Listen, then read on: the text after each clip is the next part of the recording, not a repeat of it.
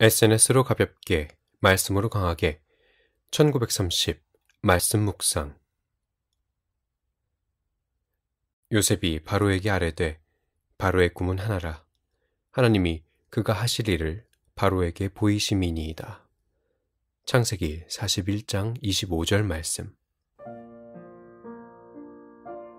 바로의 꿈을 들은 요셉은 바로 그 의미를 해석합니다. 앞으로 7회의 풍년이 있겠지만 곧이어서 올 7회의 흉년으로 인해 그 전에 있던 풍년의 기억마저 사라지리라는 해석입니다. 애굽 전국에 지혜 있는 자도 하지 못하던 것을 요셉은 하나님을 힘입어 해냅니다. 게다가 요셉은 꿈을 해석하는 데 그치지 않고 대책까지 세웁니다.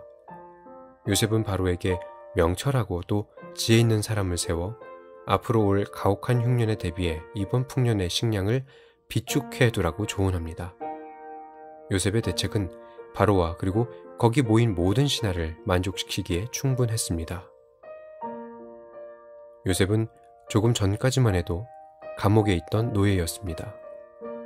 가장 낮은 곳에 있던 자가 가장 높은 자의 앞에서 거침없이 조언을 던집니다.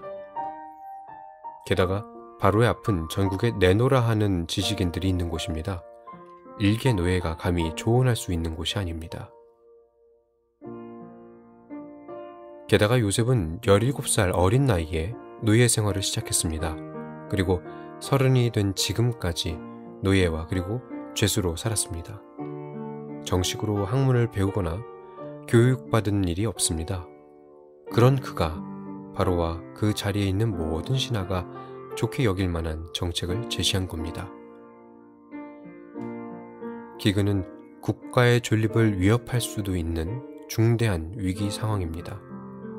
이는 미리 예상할 수도 없으며 따라서 그에 걸맞는 대책을 세우기는 무척이나 어렵습니다.